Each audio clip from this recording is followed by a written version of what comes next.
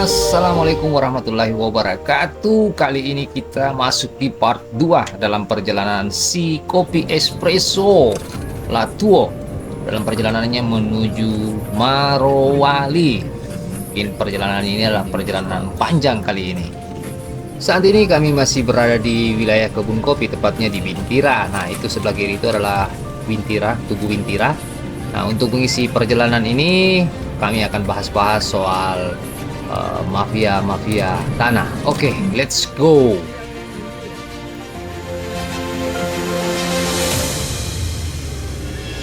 Kita lanjut soal pembahasan mafia tanah. Jadi, misalnya saya punya tanah 1 hektar, toh? Nah, terus pembeli ada yang menggugat si A misalnya. Ini yang si mafia tanah ini, si A ini. Dia sudah hitung, ini harganya ini tanah misalnya anggaplah 1 M. Toh? Nah, saya kalau digugat begitu toh, mau keluarkan effort untuk uang, jangankan 1 M, 100 juta saja atau 1 M 10 juta saja, saya kan tidak mau kan, karena tanah aku sendiri gitu. Tapi mafia tanah kan sudah termasuk maklar, adalah mungkin yang nakal-nakal di situ, pejabat-pejabat yang tidak ini. Mereka palsukan surat keuangan, tapi mereka sudah hitung harganya ini tanah 1 M. Jadi kalau mereka keluarkan uang 500 juta hanya untuk masuk ke pengadilan, untuk membiayai apa segala macam, dan dia menangkan, dia kan untung 500. Dia tidak ada kerugian sama sekali, dia sudah hitung. Yang rugi yang punya tanah. Jadi banyak sekali kasus seperti itu. Kemarin ada yang kalau tidak salah sempat saya baca berita tahun berapa itu di Jakarta Utara, yayasan Katolik apa Kristen apa itu sekolah, itu si mafia tanah begitu dia eksekusi, harganya misalnya dia sudah hitung misalnya 5 M harganya ini tanah toh. Nah, setelah dia menangkan, dia keluar uang 1 miliar lebih, dia kan untung 4 miliar. Dia jual lah itu ke Pemda DKI. Pemda DKI membangunlah apa gitu, saya tidak ngerti apa yang dia bangun. Dan ternyata setelah sekarang pembangunan itu ditunda karena persoalan bahwa ternyata pemilik sah lahan ini masih Yayasan Kristen tadi. Jadi kan aneh, itu selama berpuluh-puluh tahun. Jadi ya mafia tanah itu gila gitu. Dan ini wah, jaringannya mereka gila. Jadi kalau mau coupling tanah misalnya, saya sudah hitung-hitung ini daerah strategis misalnya, wah begini supir ini kalau keluar semua tangan, ciri khasnya. Saya sudah hitung-hitung, 1 M saya keluarkan dana, harganya ini lahan 2 M.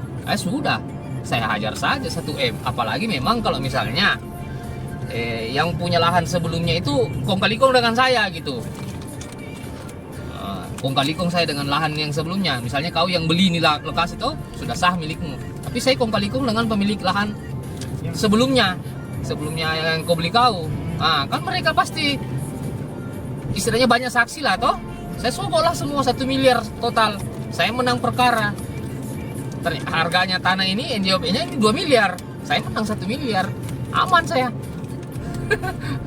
Itulah tidak bagusnya mafia tanah. Wah, ini bagus ini. Langsung diluruskan. Siap luruskan gerak. Gitu dong, jangan dibelok-belokin hal-hal yang bisa lurus. Sama seperti mafia tanah tadi. Oke, Bray. Kalau bisa keriting, kenapa dilurusin? Nah, kalau bisa keriting, kenapa jangan di smoothing? Kalau bisa lurus, kenapa dikeritingin? Jadi berhati-hatilah terhadap mafia tanah, dan itu banyak sekali komplotannya mereka itu. Sebenarnya enak untuk dijalankan, tapi ya begitu.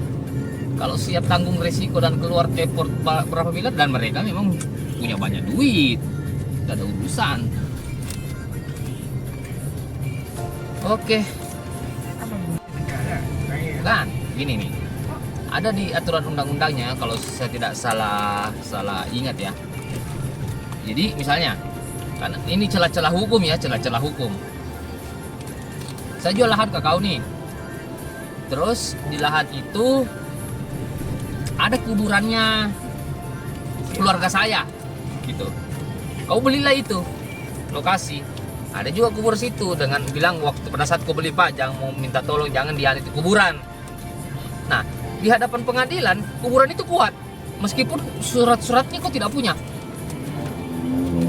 Kuburan itu kuat, makanya orang-orang dulu kebanyakan mengamankan asetnya itu mau dikubur di tanahnya sendiri. Itu salah satu trik. Mungkin mereka sudah ramalkan akan terjadi seperti ini gitu. Nah, Kayak habis sudah di laut ya itu ya. nah ada lagi nih yang lucu lagi. Nah, kalau misalnya apa? Kasus lain lagi nih. Oh, si A punya tanah, kau beli, toh? Nah, saya datang ini si B. Saya datangi yang punya tanah di awal.